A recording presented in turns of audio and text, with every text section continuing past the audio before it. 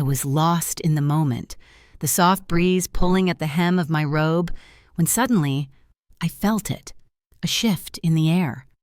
A gust of wind swept through, lifting the edge of my robe. And that's when I saw him, Ethan, my son-in-law. He was walking up my driveway, moving slowly like he wasn't sure whether to be here or not, and the moment our eyes met, the world seemed to stop. For just a breath, neither of us moved. It wasn't shock on his face, not exactly. It was something heavier, something I couldn't name, but I could feel it in the space between us. That silence. It was thick, charged. The kind of silence that doesn't just fill the room, but fills your chest, too. You can't breathe right. You can't look away. And neither of us spoke. I couldn't explain it, even to myself. But that moment, when our eyes locked, was a moment that would stay with me, linger in the back of my mind long after it had passed. And in that moment, I didn't know what had changed, but I felt it. That feeling lingered between us. Before I begin, let me ask you, where are you watching from tonight? Drop your city in the comments below. I'd love to know just how far my story is reaching. It was one of those mornings that felt like the world was holding its breath. The kind of morning where the air is thick with the promise of change, even though you can't quite see what it is. I was standing on my porch, barefoot, feeling the cool Georgia breeze against my skin, a cup of coffee slowly cooling in my hand. I've always liked mornings like this, quiet, still, and full of space. It was the kind of peace I had grown used to since Mark left 2 years ago. I'd thought I'd gotten used to the silence by now, but I hadn't. It still crept in, always at the edge of my thoughts, reminding me that I was alone. I didn't want to feel this way.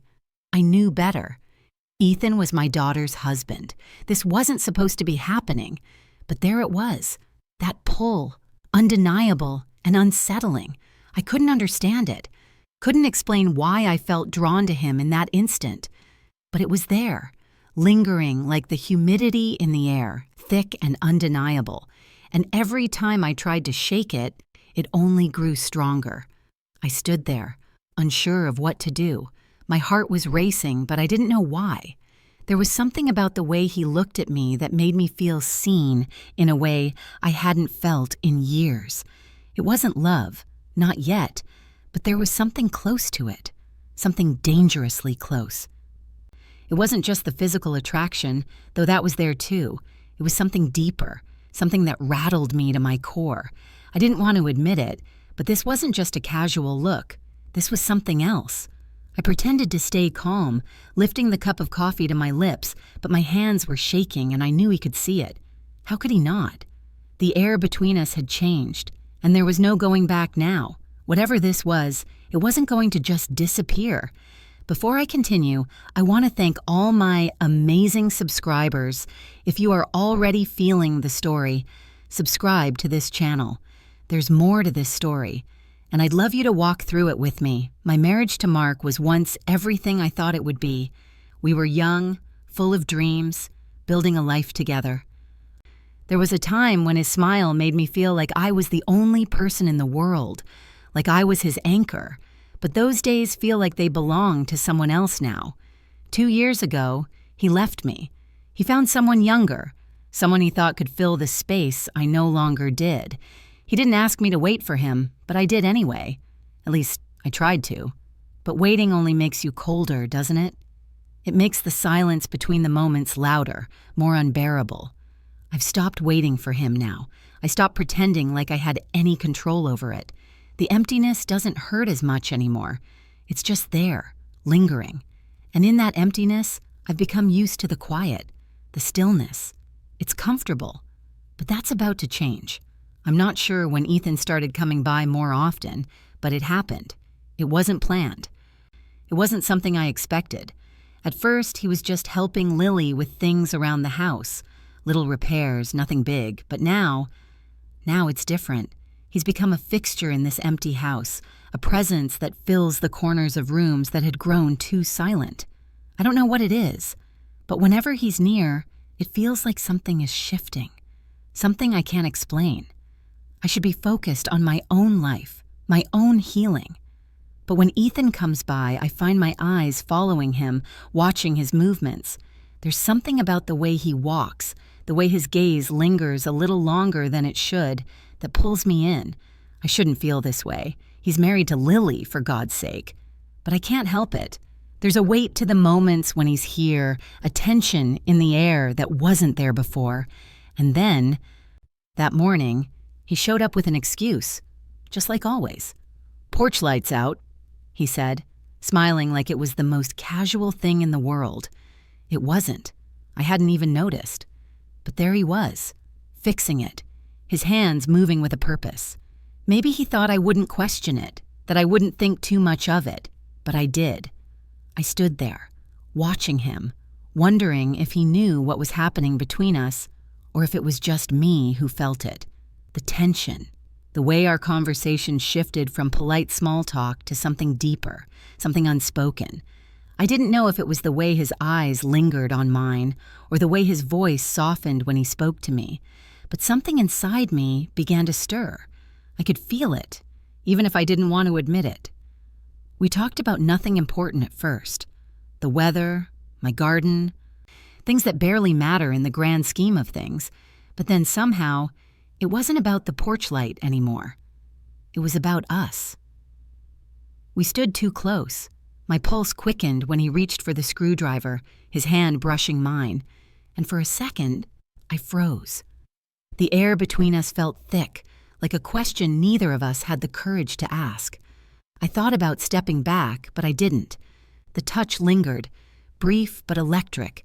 His hand was warm, and the way he held it there, just for a second, made something inside me flip over. Why did it feel so easy to let him in? More than just to fix a light, it felt like something else was breaking open inside me. I don't know what I was thinking, but in that moment, I didn't want him to leave. I didn't want him to go back to his life, to his wife, to the world outside my front door. I wanted him to stay here, in this space between us, where the air was thick with something neither of us would speak aloud. But he did leave, of course. He always did. When the door clicked shut behind him, the silence came rushing back in, but it wasn't the same. The silence was no longer comforting. It was full of things we hadn't said, full of the words that hung in the space between us, unspoken but undeniable. And I knew in that moment that nothing was the same anymore. He had changed something, without even trying to, without even meaning to. If you're feeling the tension building, hit the like button. Let me know if you're as hooked as I am. The story's just getting started.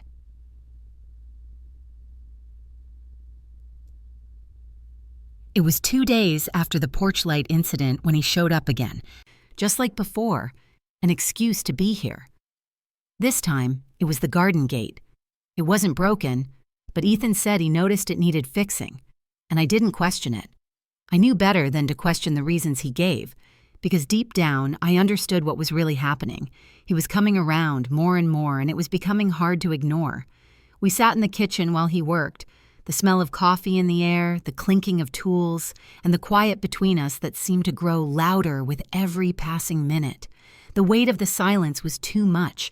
It pressed against my chest, a pressure I could feel rising. I could barely breathe when he finally spoke, breaking the silence with a question that made my heart skip.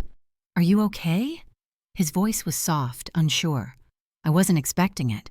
It was a simple question, but it hit me like a tidal wave, the way he asked it, as if he really wanted to know, as if he cared more than just casually. I looked at him, and for the first time, I didn't know how to answer. "I'm fine," I said, though I knew the lie was thin, barely holding itself together. He wasn't fooled. He could see it in my eyes. He could see how I was drowning in something I didn't know how to explain. But what he didn't know was that his question had opened a door inside me, a door I hadn't realized was locked until he asked me to open it. He didn't say anything after that, just nodded, almost like he understood, though we both knew the conversation wasn't over. His gaze lingered on me, intense and thoughtful, like he was waiting for something more to come from me. And for a moment, I felt like I wanted to say more, and I wanted to tell him everything. But instead, I stayed silent, my fingers tightening around the mug in front of me, the heat from it barely enough to keep my hands steady. Finally, it was him who broke the quiet. "I look at her sometimes, and it feels like she's somewhere I can't reach anymore," he said. His words were raw, vulnerable, something he hadn't shared with anyone, especially not me. And in that moment, something shifted. The connection between us deepened, and I couldn't pull away from it. He was confessing his distance from Lily, but what I heard wasn't just about her. It was about him, about what was missing in him. And what I felt in that moment was a quiet ache, a realization I hadn't allowed myself to face before. The way he spoke, the way his words trembled. It was like he was speaking the truth for the first time in years. And suddenly, I wasn't just listening, I was feeling it too. When he reached for his coffee, his hand brushed mine. The touch was accidental, but it didn't feel like that. It wasn't a mistake. I could feel the heat of his skin, the brief contact that sent a shock through me, making my heart race. It was just a touch, but it changed everything.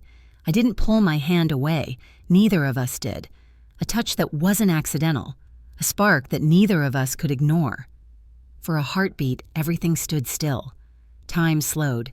The air felt thicker. And suddenly, all the unspoken things between us seemed to rush to the surface, pulling us both in directions we couldn't control. I could feel the tension building between us, a force stronger than anything I had experienced in years. I tried to shake it off, to tell myself it was just the loneliness talking, but I knew it wasn't. This wasn't just attraction, this was something more, something deeper, something dangerous. And the worst part? I wanted to feel it. I wanted to know what it would be like to cross that line. And there it was, the line I knew I shouldn't cross. And yet, in that moment, I wasn't sure I wanted to stay on this side of it anymore. The connection between us had shifted from emotional intimacy to irresistible desire. I started questioning my feelings. Was it just loneliness, or was it something more? Was I willing to cross a line I had never considered before? If you're as enjoying this moment, share this story with someone. Let's see what happens next together. After the second visit, Ethan started coming by more often. It wasn't the porch light or the garden gate or the mailbox that needed fixing anymore. His visits became more about being here, with me. No excuses, no reasons other than to be present. He started bringing me coffee, sometimes flowers, and sometimes he didn't bring anything at all. He'd just show up, sit with me in the quiet of my house. There was something in the way he looked at me, the way he listened when I spoke, like everything I said mattered to him. And that felt new. I hadn't felt truly listened to in so long. With Mark, there was always a distance, a quiet between us that I had gotten used to, a silence that was just as loud as the words we didn't say. But Ethan, he heard me, he saw me, and in the space of those quiet moments, I felt like maybe I wasn't invisible after all. Maybe I didn't have to feel lost in my own house anymore. With each visit, I found myself waiting for him to come, for him to stay. It wasn't love. At least I told myself it wasn't. But it felt like something close. I began to wait for him. I didn't admit it, not to anyone, not even to myself. But I did. I began to look forward to the sound of his car pulling into the driveway, the way he'd knock gently on the door, just before he stepped inside. When he was here, the silence didn't feel so heavy anymore. It didn't feel like an empty space. It felt full of everything we hadn't said, everything that lingered just beneath the surface of the words we exchanged. It wasn't love. At least, I tried to tell myself it wasn't. But it was something more than just company, more than just filling the gaps of loneliness. It was a feeling I hadn't had in years, a feeling that reminded me I was alive. The mundane moments became meaningful when Ethan was around. Every little conversation, every glance, every shared silence, those things were filled with something deeper than I'd ever expected. One evening, the sun was starting to set, casting a warm glow over everything, and Ethan and I were sitting in the kitchen, the space between us filled with a quiet that spoke louder than anything we could have said. He put down his mug, his fingers lingering on the handle a moment too long, like he was trying to gather his thoughts.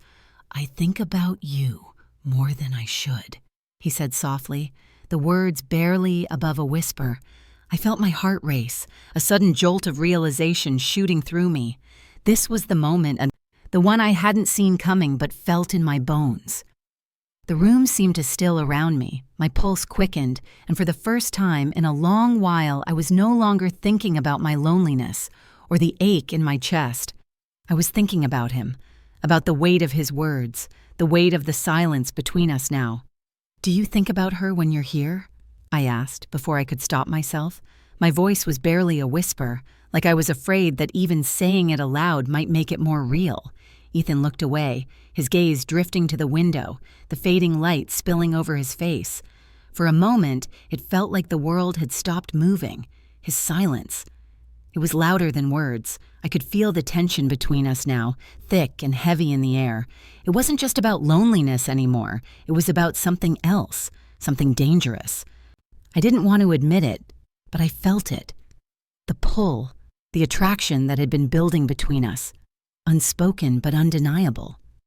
I realized then that I wasn't just waiting for him to stop coming. I was waiting for him to come back. The choice was impossible. I knew that. I could feel it deep in my gut. Loneliness had led me here, led me to this place where Ethan's presence had become more than just a distraction. It had become a necessity, a need I hadn't even realized existed until it was too late. I was trapped in something I couldn't control. I had let it happen, let myself get pulled in, and now I had to face the consequences of it, because once you cross a line, you can't ever go back. The moment is gone. And all that's left is the question, what comes next? If you've made it this far, leave a comment telling me your thoughts. What would you do in my shoes? I read and replied to every comment. After that night, everything changed. Ethan started staying longer. There were no more excuses, no more stories about fixing lights or gates. It was just him, coming by, sitting with me, talking about nothing and everything all at once. We'd sit on the porch as the sun sank lower, watching the sky turn from a pale gold to a deep shade of violet. The world felt quiet still, and in those moments, I could almost forget how complicated things had become. It felt like a secret we were sharing, and in that silence, I found myself opening up in ways I hadn't in years. For the first time in what felt like forever, I felt alive. Not in the way I used to with Mark, or the way I thought I would again someday, but in a new way, a dangerous way. Ethan's presence in my life began to feel like a drug I couldn't quit, even if I knew I should. His smile, the way he listened, the way he saw me. It was something I never realized I needed until it was already too late. But with every moment we spent together, I knew this was a path I couldn't turn back from. What was I doing? I told myself I wasn't waiting for him to come back, but deep down I was. And the hardest part? I didn't know how to stop.